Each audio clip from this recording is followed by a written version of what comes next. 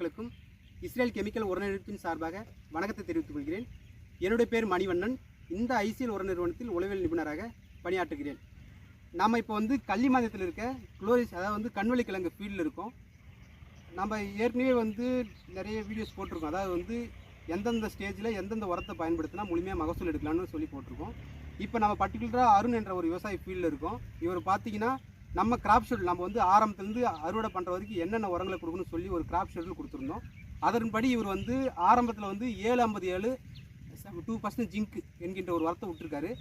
ஆரம்பத்தில் அதை விட்டுருக்காரு. அடுத்து ரெண்டாவது உரமாக ஃபெர்டிஃப்ளோ க்ரோ, இதில் 12 36 5 4 மெக்னீசியம் 4 சல்ஃபர், அதாவது NPK + மெக்னீசியம் சல்ஃபர் கலந்த மாதிரி ஒரு உரம். இதை ரெண்டாவது உரமாக ஏக்கருக்கு 7 கிலோ போல் விட்டுருக்காரு. இதில் பார்த்தீங்கன்னா பாஸ்பரஸ் கண்டென்ட் அதிகமாக இருக்கிறதால நல்லா வேரோட்டம் நல்லாயிருக்கும், வாதோட்டமும் நல்லாயிருக்கும், தண்டு நல்லா தடிமனாக வரும். தேவையான அளவு நைட்ரஜனும் பொட்டாசும் கொடுத்துருக்கோம். அடுத்து மெக்னீசியம் சல்ஃபர், அதாவது மெக்னீசியம் பயிருக்கு ஒளிச்சேர்க்கை ஒரு முக்கியமான மூலப்பொருள் பார்த்தீங்கன்னா பச்சையம், அதை அதிகப்படுத்துறது மெக்னீசியம் ரொம்ப முக்கியம், அதையும் கொடுத்துருக்கோம். சல்ஃபரும் இருக்குது.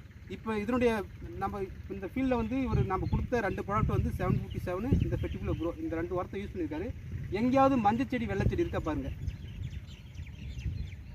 மஞ்சள் செடி வெள்ளைச்செடி சுத்தமாக இருக்காது. என்ன காரணம்னா நம்ம கொடுக்குற, அதாவது இந்த ஐசிஎல் கம்பெனி கொடுக்குற உரங்கள் எல்லாமே பெக்காசிடி என்கின்ற ஒரு அதிநவீன தொழில்நுட்பத்தின் மூலமாக உருவாக்கியிருக்காங்க. அப்படின்னா என்ன காரணம்னா இந்த நான் கொடுக்குற உரங்கள் எல்லாமே அமிலத்தன்மை கொண்ட உரங்கள். அதாவது பிஹெச், இதனுடைய பிஹெச் பார்த்தீங்கன்னா 2.7 2.2 3.2 இது போன்ற பிஹெச் ரொம்ப குறைவான பிஹெச்சில் உரத்தை கொடுக்குறதால ஏற்கனவே நம்ம மண்ணில் நம்ம கள்ளிமண்டி ஏரியா பொறுத்த வரைக்கும் நம்ம பிஹெச் ஏற்கனவே மண்ணில் எவ்வளோ பிஹெச் இருக்குன்னு செக் பண்ணியிருக்கோம். ஒரு 20 விவசாயிகளுக்கு மேலே மண்ணில் பிஹெச் பார்த்தீங்கன்னா 7.5லேருந்து 8 அந்த ரேஞ்சில் இருக்குது.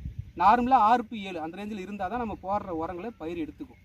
இப்போ நம்ம கொடுக்குற உரம் பிஹெச் ரொம்ப கம்மியாக இருக்கிறதால ட்ரிப்பில் இருக்க அடப்பையும் நீக்கி விட்டுரு.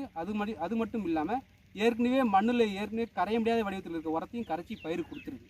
அதனால தான் நல்லா இருக்குது. இவர் நம்ம கம்ப்ளீட்டாக நம்ம கிராப் ஷெட்யூல் மட்டும் தான் பயன்படுத்திட்டு இருக்காரு.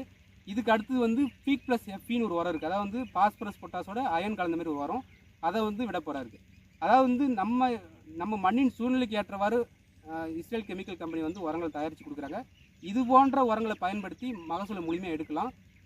நம்ம உரம் மேலாண்மை, அதாவது பயிருக்கு தேவையான உரத்தை கரெக்டான அளவு கொடுத்துட்டாலே அதை பூச்சி தாக்கம் நோய் தாக்கம் கட்டுப்படும். நமக்கு செலவுகள் ரொம்ப குறையும். அதனால் நம்ம மண்ணின் சூழ்நிலைக்கு ஏற்றவாறு உரங்களை பயன்படுத்தி மகசூலை அதிகரிக்குமாறு கேட்டுக்கொண்டு விடைபெறுகிறேன். நன்றி, வணக்கம்.